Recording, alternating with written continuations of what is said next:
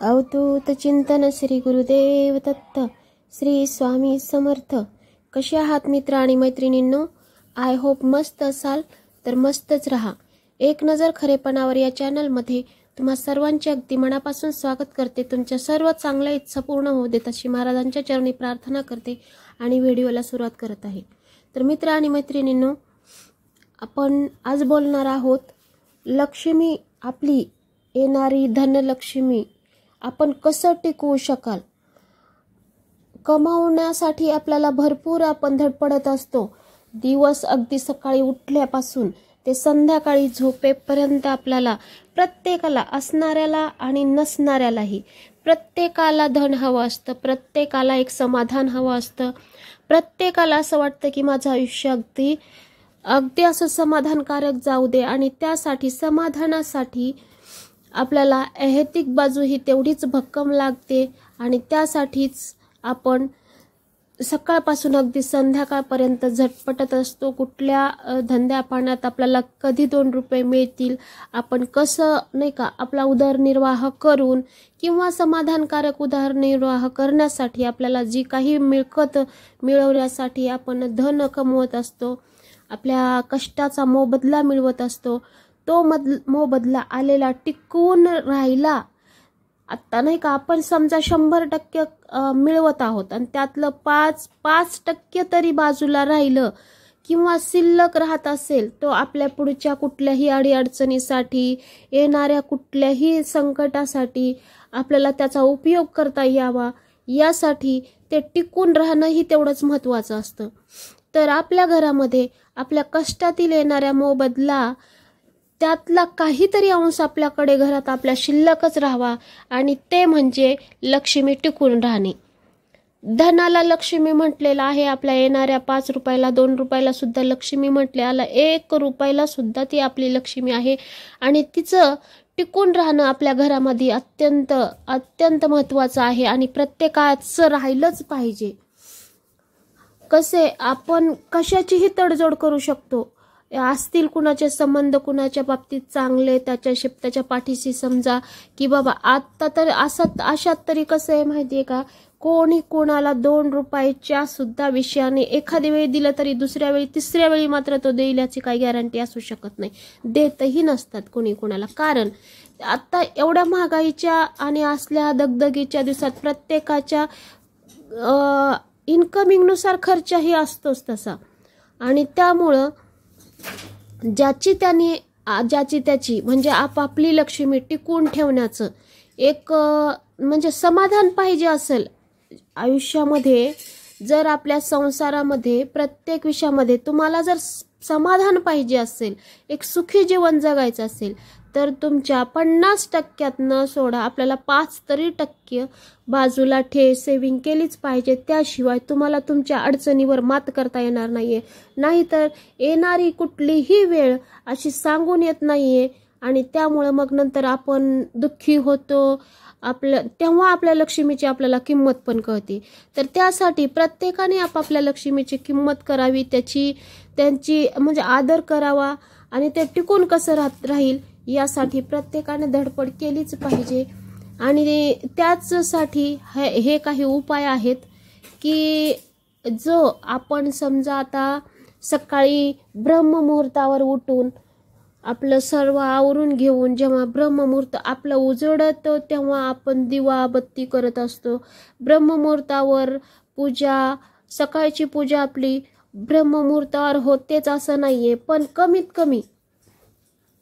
कमी दिवस उजाडेल, दिवस वर येत असतानाच्या वेळेमध्ये तरी आपली पूजा सुरू असली पाहिजे किंवा झाली पाहिजे. किंवा असं असावं की आपण आपल्या घरातली पूजा आटोपून आपण तुळशीच्या पूजेसाठी, म्हणजे सकाळच्या आपण तुळशीच्या पूजेसाठी हळदी कुंकू अक्षदा वाहून नंतर आपण नाही का सूर्याला नमस्कार करू शकतो.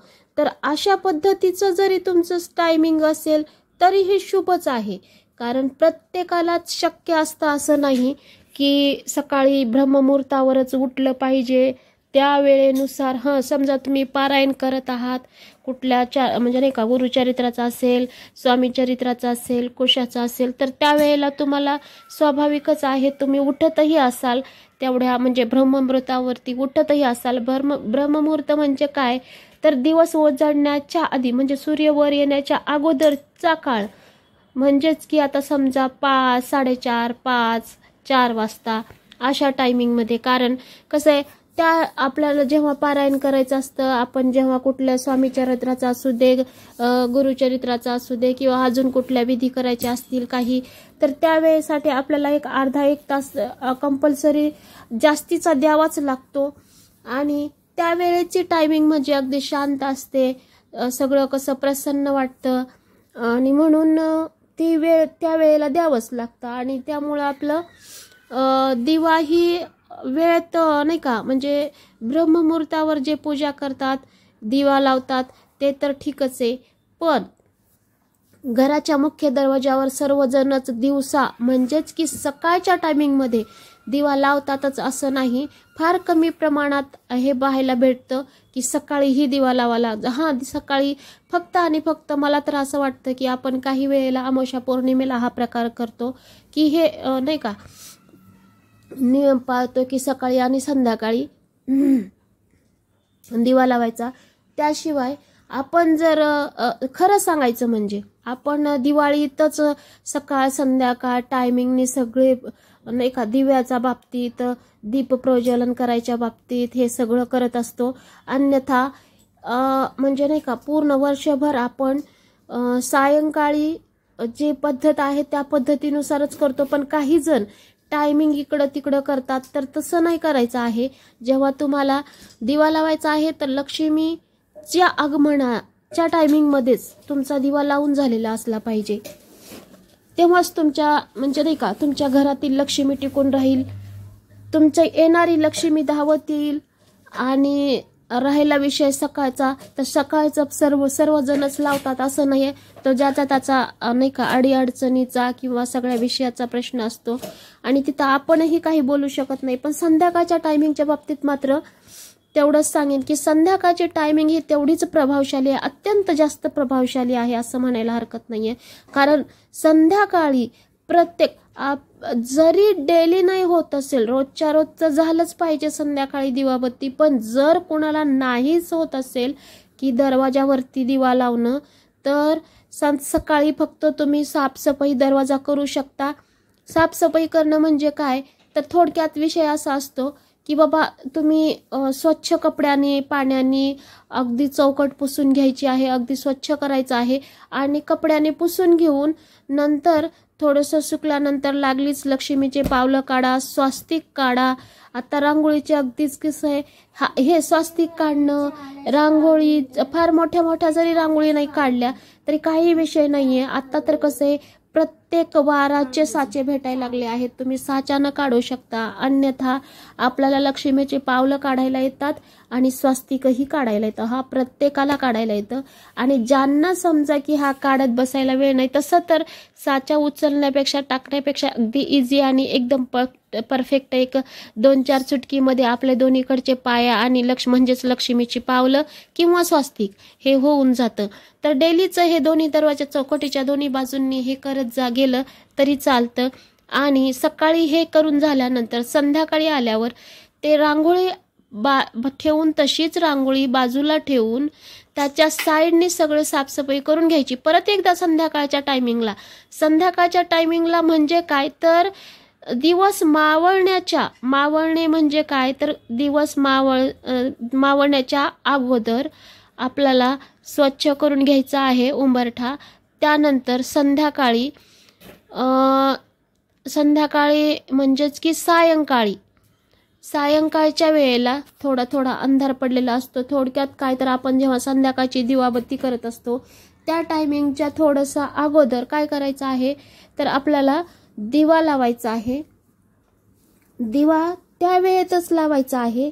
आणि शक्यच असेलच तर दिवा अशा पद्धतीचा लावायचा आहे, दोन वातीचा एक वात करायची आहे आणि ती वात आपल्याला दरवाजावरती लावायची आहे. आणि ही वात लावत असताना आपल्या नाही का जी तुम्ही दिवा लावणार आहात तो एका ताटात ठेवा. त्या ताटाखाली थोडेसे अक्षता टाका आणि ते अक्षते पिवळे पिवळे करून म्हणजेच काय तर हळदी लावून किंवा एखादा भंडारा लावून तुम्ही ते हे करू शकता, त्या दिव्याखाली ठेवू शकता. हळदी कुंकाचा वापर करा सोबतच. आणि हे सगळं तुम्ही अगदी वेळेवर आणि टायमिंगमध्ये, संध्याकाळच्या टायमिंगमध्ये, फार उशीर नाही करायचा. 8च्या अगोदर ह्या सगळी प्रक्रिया तुमच्या पूर्ण झालेल्या असाव्यात. आणि हे असं जर करत राहिलं तर तुमच्या घरातील लक्ष्मी कायमस्वरूपी टिकून राहील, यात अजिबात शंका नाहीये. कारण आपण सेवा करत असतो, भरपूर सेवा करत असतो.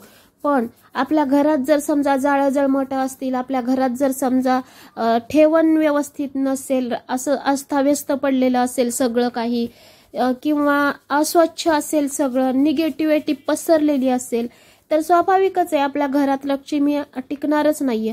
फरशी पुसतावेळी फरशीमध्ये सुद्धाही थोडंसं मीठ टाका. भले तुम्ही फिनेल टाकत असाल, पण फिनेलच्या सोबत तुम्ही एखादा चमचा तरी आपलं मीठ पण टाकायचं आहे. कारण याच्यानंही आपल्या घरातील पूर्णपणे निगेटिव्हिटी कायमस्वरूपी निघून जाते. आणि उंबरठा पुसतावेळीही हे सगळं मिठात थोडंसं टाकायचंच आहे. कारण त्याच्याने लक्ष्मी म्हणजे निगेटिव्हिटी निघून जाते आणि लक्ष्मीचं आगमन होतं. तर दिलेली माहिती कशी वाटली मित्र आणि मैत्रिणींनो, कमेंट करून सांगा. व्हिडिओला लाईक शेअर करा. चॅनलला सबस्क्राईब करायला पण विसरू नका. तर भेटूयात आपण पुढच्या व्हिडिओमध्ये.